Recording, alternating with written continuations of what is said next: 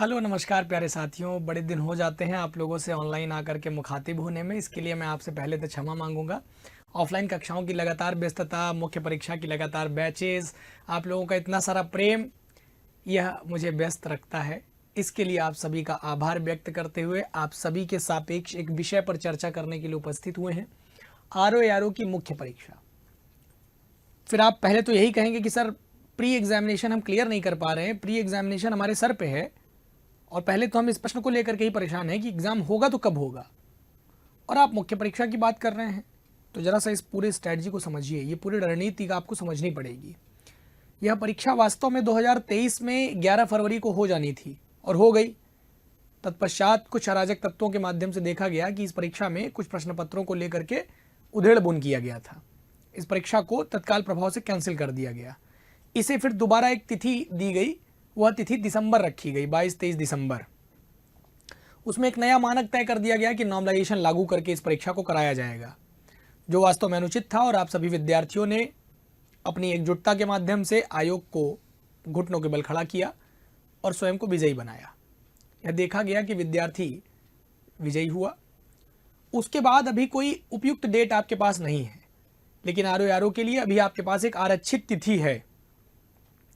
आरक्षित तिथि के माध्यम से आपकी परीक्षा अप्रैल के अंत में अथवा मई के प्रथम सप्ताह के बीच में होने की संभावना दिखाई जा रही है।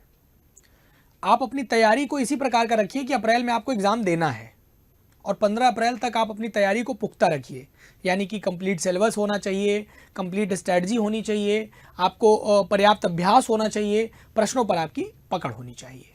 इस सारी चीज़ों के साथ अब हम आगे बढ़ते हैं और अब आपके इस प्रश्न का जवाब देते हैं कि जब प्री एग्जामिनेशन ही अभी हमने एग्जाम नहीं दिया तो हम मुख्य परीक्षा की तैयारी क्यों करवाई जा रही है, या मुख्य परीक्षा को क्यों हमको सीरियस लेना चाहिए। देखिए, पहले तो ये समझ लीजिए कि मुख्य परीक्षा की तैयारी कोई 1-2 महीने का काम नहीं है। हाँ, इसका सिलेबस बेशक 2 महीने में खत्म हो जाएगा। अगर आप इसके सिलेबस की ओर नज़र डालेंगे तो इसके सिलेबस में आने वाले लगभग सभी चीज़ों को आप 2 माह में ख़त्म कर लेंगे पढ़ करके, इसमें भी कोई दो राय नहीं है। लेकिन क्या केवल इसके सिलेबस को ख़त्म करने मात्र से आपका काम हो जाएगा? तो मैं बताना चाहूँगा कि जैसे प्री एग्जामिनेशन में आपके 6 टॉपिक हिंदी के पढ़ने के बाद ख़त्म हो जाते हैं, और ख़त्म होने के साथ साथ जैसे मैंने विशेषण पढ़ाया तो विशेषण की समझ भी विकसित होती है, आपको चीज़ें समझ में भी आने लगती हैं, तथ्यों की समझ होने लगती है। कुछ उदाहरणों के माध्यम से मैं आपको बता पाता हूँ कि विशेषता बताने वाला शब्द विशेषण होता है, जिसकी विशेषता बताई जाती है वो विशेष होता है। साथ ही बता पाता हूँ कि विशेषण की विशेषता बताने वाले शब्द को प्रविशेषण कहते हैं। बता पाता हूँ आपको कि विशेषता संज्ञा अथवा सर्वनाम की बताई जाती है। इसको दूसरी तरह से ऐसे समझिए कि कर्ता अथवा कर्म की विशेषता बताई जाती है। तो ये चीज़ें चूँकि व्याकरणिक कोटि की हैं, इसलिए विद्यार्थी समझता चलता है, साथ ही साथ उसकी बहर में बहता निकल चलता है।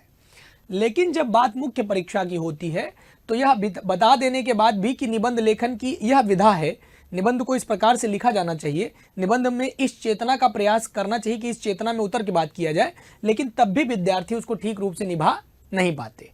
इसके लिए चाहिए एक लंबा अभ्यास। सर कितने महीने के अभ्यास से हम मुख्य परीक्षा को साध लेते हैं? तो सही मायने में एक नया विद्यार्थी 6 माह तक का समय ले लेता है। हाँ, उसी में कुछ अत्यधिक 5 घंटे 6 घंटे और रोज के 2-2 निबंध लिखने वाले और एक पत्र लेखन लिखने वाले विद्यार्थी भी हैं, जो 4 महीने 3 महीने में भी इस पर अपनी अच्छी पकड़ बना लेते हैं। देखिए, आपको निबंध लेखन करने के लिए और पत्र लेखन करने के लिए एक सही सूझबूझ की जरूरत पड़ती है। जरा सा उस सूझबूझ में उतरने के लिए मैं आपको अपने सिलेबस की ओर लेकर के चलता हूं। तो आप देखेंगे तो पहले तो आपके पास प्री एग्जामिनेशन का एक सिलेबस है, जो कि सामान्य अध्ययन के तौर पर है, जो कि वस्तुनिष्ठ है, MCQ टाइप का है, जिसमें आपको अभी हाल फिलहाल में ही बताया गया कि अब ये परीक्षा चूंकि एक ही दिन के 2 पार्ट में डिवाइडेड थी, यानी एक ही दिन में परीक्षा होती थी, लेकिन एक पार्ट में आप GS का पेपर सॉल्व करते थे और एक पार्ट में आप हिंदी का पेपर सॉल्व करते थे। अब ऐसा नहीं है, अब ये पेपर एक ही पार्ट में एक ही दिन में कंप्लीट सॉल्यूशन की डिमांड रखता है, जहां पर आपका सामान्य अध्ययन और हिंदी शामिल है। पहले आप 140 GS और 60 हिंदी अलग अलग करते थे, अब आप 140 GS और 60 हिंदी एक साथ करेंगे। तो इसको करने की भी एक प्रक्रिया है, एक रणनीति है। वह रणनीति कुछ यूं कि आप प्रश्न पत्र को उल्टा हल करिए, क्योंकि जब ये परीक्षा एक साथ होती थी, जब अलग अलग होती थी, तो विद्यार्थियों की मांग ये थी कि हमारा GS में समय कम पड़ने लगता है और हिंदी में हम समय बचा भी लेते हैं अभ्यास करने के बाद। विद्यार्थी 1 घंटे का काम 40 मिनट 45 मिनट में भी कर लेता था, ये भी संभावना बनती है। अच्छी बात है। मैं कहता हूं कि वर्तमान समय में आप ये जो परीक्षा 2 घंटे की होती थी तो आपको समय ज्यादा चाहिए था, तो आप इसको 2 घंटा 20 मिनट दे दीजिए, और इधर आने के बाद आप इसके प्रत्येक खंड पर गौर करने के बाद, जरा सा इधर आइए, इसका खंड ये जो प्री का है जो आपके सामने है, सामान्य हिंदी की प्रारंभिक परीक्षा, जो कि वस्तुनिष्ठ प्रकार का एमसीक्यू टाइप का क्वेश्चन आंसर है, जिसमें 60 क्वेश्चन 60 नंबर के लिए हैं, जिसके लिए आपको समय 1 घंटा मिलते हैं। आप इसको 40 मिनट में सॉल्व करने की कोशिश करिएगा। अब इसके लिए करिएगा क्या कि प्रश्न पत्र को उल्टा कर दीजिएगा, उल्टा यानी कि पहले हिंदी सॉल्व करिए। अब जरा सा इसको क्रोनोलॉजिकली समझिए। अब इसकी क्रोनोलॉजी ये है कि मान लीजिए कि आपने इस प्रश्न पत्र को कितने समय में हल कर लिया, आपने इस पूरे प्रश्न पत्र को ठीक समय दे करके अवलोकन करके हल कर लिया। अब जरा समझिए होगा क्या कि आप इसमें मान लीजिए 57 क्वेश्चन या मान लीजिए 58 क्वेश्चन, इतना तो करना पड़ेगा गुरुजी सही सही।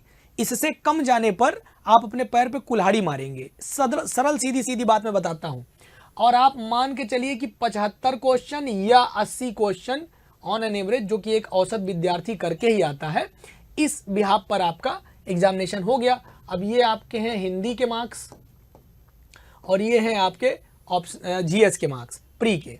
अब यहाँ पर देख लीजिए आपको कितने नंबर मिल रहे हैं, है ना, 8 2 10 3 13 आपको यहाँ पर मिल रहे हैं। अगर मैं ठीक जोड़ घटा पाया हूँ, कुछ कमी रह गई हो तो ठीक करिएगा, 138 नंबर। और यहाँ पर देख लीजिए 7 5 12 और इधर 1 6 6 12 1 13, 132 से 138 के रेंज में आप हैं, जो कि अभी तक की प्राप्त सभी कट ऑफों के बिहाफ पर अगर आप देखें तो सभी कट ऑफ्स के बिहाफ पर आपको अभी तक के हिसाब से प्री क्वालिफाई होने लायक नंबर मिल रहे हैं। कोई माइक लाल आपको प्री से रोक नहीं पा रहा है। क्यों? क्योंकि आपके हिंदी में मार्क्स जितने ऊपर होंगे, जैसे मान लीजिए जो विद्यार्थी, चूंकि आजकल जीएस के प्रश्न पत्रों को देख करके ये अनुमान लगाया जा सकता है कि इस प्रकार के प्रश्न पत्र आएंगे, अगर आप ऐसा सोच रहे हैं तो ये अनुमान कई बार आयोग चुनौती देकर के नेस्तनाबूद कर चुका है। इसलिए इस अनुमान पर निर्धारित कुछ कह पाना बड़ा असंभव सा प्रतीत होता है। लेकिन हिंदी विषय के साथ क्या होता है कि इस बार का जरा सा पीसीएस का सीसैट का पेपर उठा के देखिए, तो सीसैट का पेपर उठा के देखने से अनुमान लगता है कि आयोग ने हिंदी के प्रश्नों पर भी ठीक काम किया है। हालांकि काफ़ी खामियां रही प्रश्नों में, लेकिन उन खामियों को 1 मिनट के लिए थोड़ा सा दरकिनार कर दे तो प्रश्न पत्र का जो स्तर था वह ठीक कहा जाएगा। अभी तक के पिछले 3 वर्षों के सीसैट के पूछे जाने वाले हिंदी के प्रश्नों को अवलोकन करने पर यह समझ में आएगा कि हमारा इस बार का पेपर अच्छा था पीसीएस का, सीसैट का। हालांकि जो कैंसिल हुआ पेपर था आरओ का, वह हिंदी के प्रश्न पत्रों के आधार पर देखा जाए तो बड़ा सरल प्रकृति का था। लेकिन अगर इसकी प्रकृति कुछ कठिन से मॉडरेट टू टफ भी हो जाए तो भी इसके नीचे नहीं जाना है, क्योंकि इसके नीचे जाने पर आपके पास यहां पर स्कोर बढ़ाने की व्यवस्था करनी पड़ेगी, जो कि आमूमन कम हो पाता है। तो यहां पर अगर बच्चा इतने के इर्द गिर्द है तो अपने आप को प्री में क्वालिफाई मान सकता है। अब इसके बाद आ जाइए मुख्य परीक्षा पे। अब ये पूरी रणनीति समझ में आई कि अगर आप हिंदी विषय पर ठीक ठीक काम कर लें तो इस पर ठीक ठीक काम करने के बाद ये तय हो जाता है कि आज भी अगर पूरे भारतवर्ष में एक राज्य उत्तर प्रदेश में कोई ऐसी परीक्षा होती है जो पूर्णतः हिंदी सेंट्रिक है, तो वो इस परीक्षा के रूप में जानी जाती है, जिसे आप आरओ के नाम से जानते हैं, review officer, assistant review officer, समीक्षा अधिकारी, सहायक समीक्षा अधिकारी।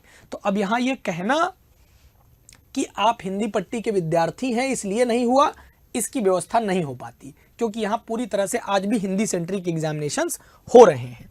अब आप आ जाइए तो मुख्य परीक्षा पर यही चीज जब जाते हैं आप, तो यही 2 घंटे में 120 प्रश्न करना होता है आपको जीएस में, जिसको आपको 120 नंबर मिलते हैं। जरा सा ट्रिक समझिएगा। यहां पर क्या हुआ कि जीएस में परिवर्तन एक चीज हुआ है कि अभी तक आप जीएस में क्या करते थे कि अभी आप प्री में 140 क्वेश्चन करते थे 140 नंबर के लिए, अब आप 120 क्वेश्चन कर रहे हैं 120 नंबर के लिए। एक चीज और देखिए, 2 घंटा और यहां पर भी आपको कितने मिल रहे हैं, 2 ही घंटे मिल रहे हैं। गौर करिएगा। तो समय में परिवर्तन नहीं हुआ है, समय उतना ही मिल रहा है, समय के साथ कोई चेंज नहीं है, इसके साथ नो चेंज। लेकिन जब आप आते हैं नंबर ऑफ क्वेश्चन पर तो आपको 20 प्रश्न कम करने पड़ रहे हैं। और ऑब्टेन्ड मार्क्स की भी अगर मैं बात करूं, ऑब्टेन्ड मार्क्स भी आपके जो है वो कम हो जा रहे हैं। तो कुल मिलाकर के आप अगर एक बड़ा परिवर्तन देखेंगे तो मुख्य परीक्षा की हिंदी पे आइएगा, यहाँ पर आपको 60 नंबर ही मिलेंगे, लेकिन चैप्टर कम हो जाएगा। अब आपको एक अध्याय कम पढ़ना पड़ेगा, समय अपने आप यहां पर कम हो गया। मैं क्यों कह रहा हूं कि उस पेपर को 40 मिनट में करने का प्रयास करिए, क्योंकि 40 मिनट से इसको 30 मिनट में करने की व्यवस्था अच्छी हो जाएगी। और यहां पर आपको 6 प्रश्न ही प्रत्येक के बिहाफ पर करने पड़ते हैं, लेकिन मिलते प्रत्येक प्रश्न के बदले में 2 नंबर हैं। अब आपको प्रत्येक प्रश्न के बदले क्या मिलेंगे, तो 2 अंक मिलेंगे। ये बड़ी बात है। प्रत्येक प्रश्न के बदले में जब 2 अंक मिलेंगे तो प्रत्येक गलती के बदले में आप कई हजार विद्यार्थियों से पीछे भी हो जाएंगे। जितना आप प्री एग्जामिनेशन में एक क्वेश्चन गलत करके पीछे होते हैं, उसका 2x गुंजाइश होती है पीछे हटने की मेंस एग्जाम में। तो यानी कि अगर आप अपने प्री और मुख्य परीक्षा को, प्री और मेंस को साथ में साधने का प्रयास करें तो यह सफलता की गारंटी हो सकती है। अच्छा, अब और आगे बढ़िएगा तो यहाँ पर मैं आपको बताना चाहूँगा कि यहाँ पर आपके पास 3-4 चीज़ें हैं जिसको आप अभी से साधिए। क्या? जैसे मुहावरे और लोकोक्तियों को अभी से पढ़ने का प्रयास करना शुरू कर दीजिए। 5 सवाल आएंगे, यह लिखित परीक्षा की तरह होता है, इसमें भी आपको प्रत्येक के लिए 2 अंक दिए जाते हैं। ये ना भूलिए कि यहाँ पर कुछ पारिभाषिक शब्दावलियाँ भी आपको देखने को मिलती हैं। तो पारिभाषिक शब्दावलियों को आप 5-5 शब्द आपके दिए जाते हैं, जो कि 10 अंक, यानी कि एक पारिभाषिक शब्दावली के बदले में आपको 2 अंक मिलते हैं। यहाँ 1 अंक जैसी कोई व्यवस्था दिख नहीं रही है, तो 2 अंक आपको मिलते हैं, जो कि जैसे मान लीजिए नोटिफिकेशन इंग्लिश में लिख के दे देगा, आपको उसकी हिंदी बतानी रहेगी। जैसे कार्यप्रणाली लिख करके दे देगा, उसको अंग्रेजी में बताना रहेगा। जैसे ड्राफ्ट लिख करके दे देगा, उसकी हिंदी बताइए, है ना। इस प्रकार के प्रश्न यहाँ से आपसे पूछे जाते हैं। साथ ही अब आ जाइए इधर, पत्राचार बहुत महत्वपूर्ण पोर्शन है। पूरे के पूरे 24 अंक का एक खंड है, आपको दिखाई पड़ रहा होगा। अब इस 24 अंक के खंड में आपसे 8-8 अंक के 3 सवाल पूछे जाते हैं।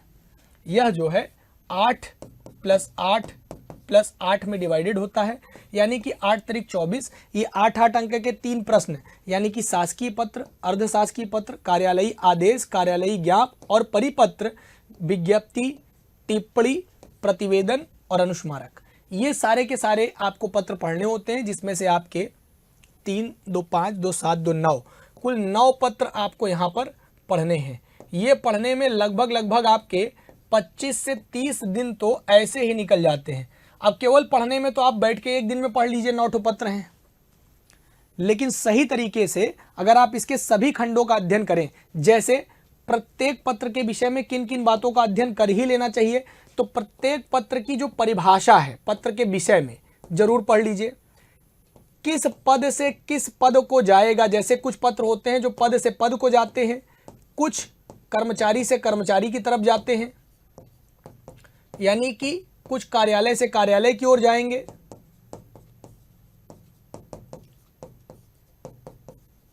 कुछ ऐसे होंगे जो कार्यालय से पद को या पद से कार्यालय को भी जा सकते हैं, कुछ की दिशा ऊपर की ओर यानी निम्न से उच्च की ओर, निम्न पद से उच्चाधिकारी की ओर, और कुछ की दिशा उच्च से निम्नाधिकारी की ओर होती है।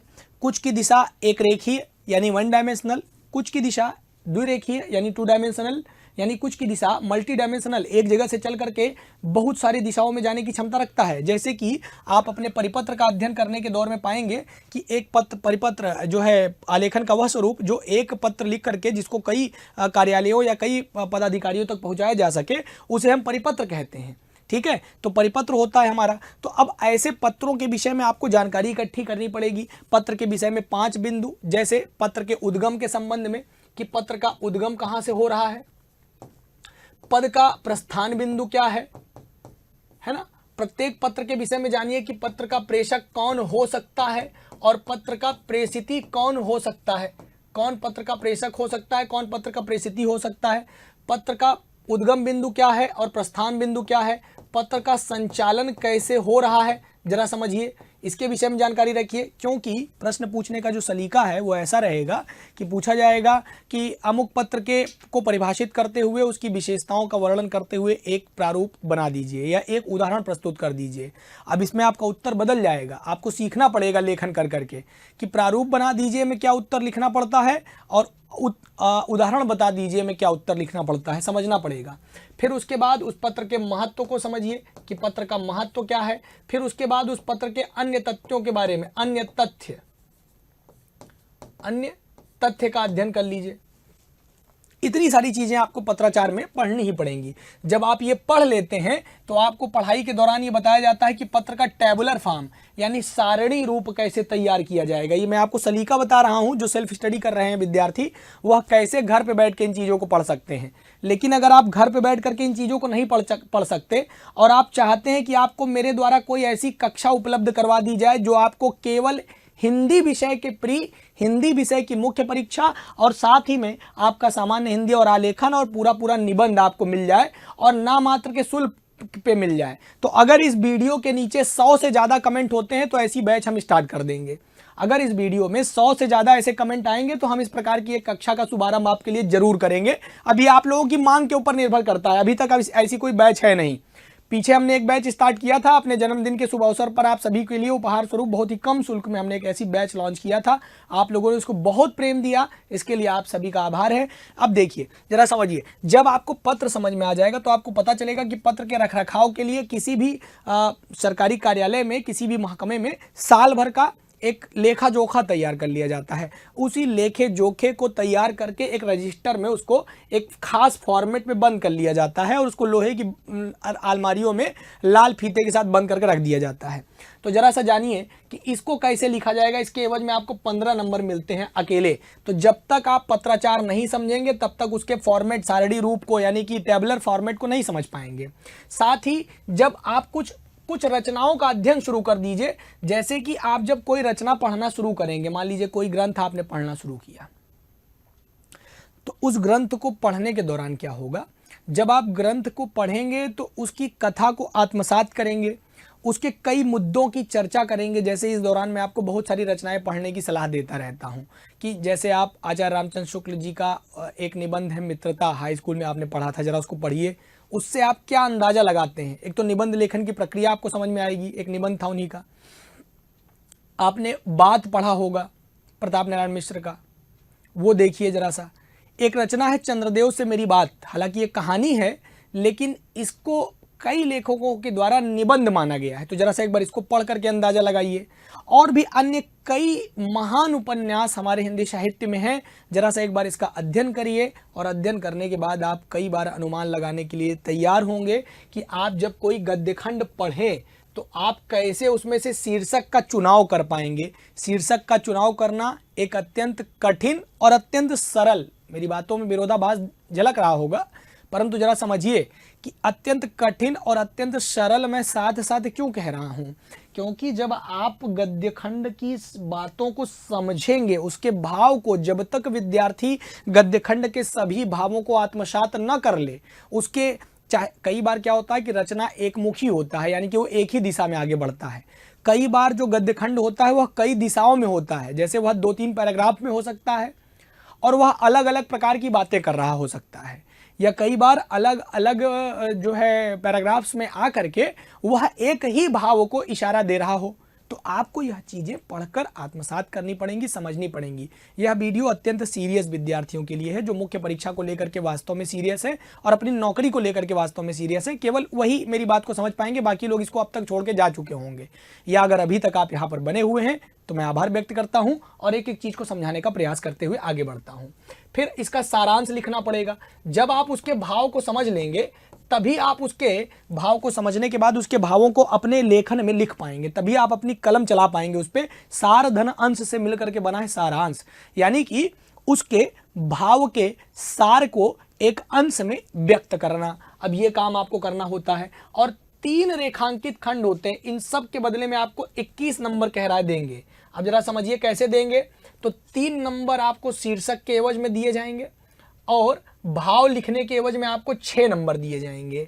और यहाँ पर 4 + 4 + 4 यानी एक रेखांकित अंश की व्याख्या करने पर 4 नंबर, दूसरे की व्याख्या करने पर 4 नंबर और तीसरे की व्याख्या करने पर 4 नंबर। इस प्रकार से 3 रेखांकित खंडों की आपको यहाँ पर व्याख्या करने का अवसर मिलेगा। जब आप किसी रचना को पढ़ेंगे तो स्वयं ही आप उसको अपनी भाषा में अभिव्यक्त करने का प्रयास करेंगे। और जब आप ऐसा करेंगे, जैसे मैं आपको एक मोटा मोटा उदाहरण देने की कोशिश करता हूँ। जैसे एक रचना है, निश्चित रूप से चाहे कोई हिंदी पट्टी का विद्यार्थी हो या ना हो, चाहे वह हिंदी साहित्य का विद्यार्थी हो और चाहे ना हो, निश्चित रूप से उसने गोदान नाम की रचना का अध्ययन किया ही होगा। तो जब आप गोदान का अध्ययन करेंगे तो गौदान और गौदान भारतीय परंपरा में किसी भी व्यक्ति की मृत्यु के 10वें दिन किया जाता है। यह समझने में मुझे देर न लगी कि यह रचना निश्चित रूप से किसी की मृत्यु है, और मैं ये अंत तक समझ जाता हूँ। और रचना के शुरुआती दौर के मध्य पे पहुँचते पहुँचते मैं ये अनुमान कर लेता हूँ कि होरी अब, चूँकि अब वह किसान से मजदूर बनने की ओर उन्मुख हो रहा है, निश्चित ही इसकी मृत्यु की कथा हो सकती है। और वह पूरी रचना गाय पर और होरी पर और उसकी किसानी व्यवस्था पर और उस समय के जो उन्मादी व्यवस्थाएं थी उन पर केंद्रित रही है। हालांकि मैं साहित्य में उतर करके उसकी व्याख्या नहीं करना चाहता हूं, अभी ये मेरा वर्ण विषय वो नहीं है, इसलिए मैं उसके बहुत छोटे से पक्ष को आपके सामने ले आ रहा हूं कि किसान से मजदूर बनने की जो कथा है, वहां पर जो महाजनी व्यवस्था है उस पर कुठाराघात है और वह निश्चित रूप से मृत्यु को प्राप्त होगा। और किसान ऐसा किसान है जो गाय के लिए लालायित है, वह गाय भी नहीं देख पाता, गाय के दुग्ध का पान भी नहीं कर पाता। तो इसलिए वह रचना कहीं ना कहीं से किसी की मृत्यु पर लिखी गई है। जब मैं मैला आंचल पढ़ने के लिए उन्मुख होता हूं तो देखता हूं कि मैला और आंचल, आंचल की कौन ओढ़ता है, आंचल किसके होते हैं, आचरा किसका होता है, आचरा महिलाओं का होता है। निश्चित रूप से यह रचना किसी महिला की आंचल को मैले किए जाने के संदर्भ में लिखी जा रही है, और आप रचना के केंद्र में जाकर के देखते हैं तो वहां वो चीजें दिखाई पड़ती हैं।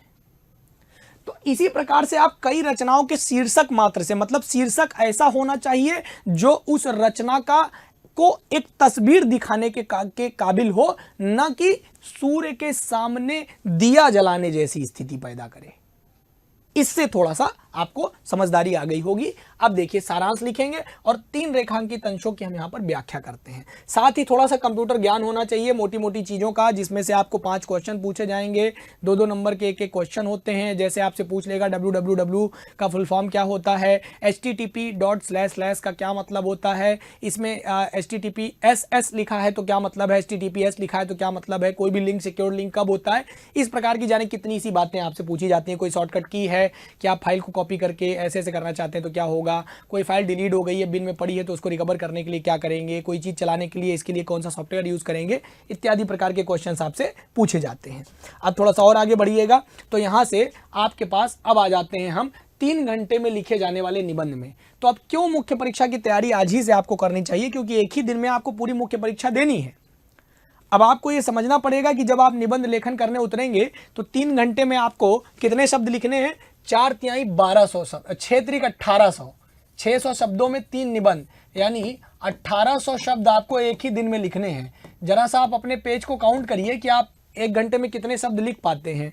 40-40 अंकों के इन 3 निबंधों पर आपकी पकड़ बड़ी मजबूत हो जाएगी अगर आप मेरे साथ जुड़ करके इस पर अभ्यास केंद्रित करते हैं तो। यहाँ पर खंड क, खंड ख, खंड ग 3 खंड हैं, जिसमें से प्रत्येक खंड के लिए आपके पास चुनाव करने का ऑप्शन है। मेरी आपको सलाह होगी कि प्रत्येक खंड से 2-2 अंशों का चुनाव कर लेना चाहिए।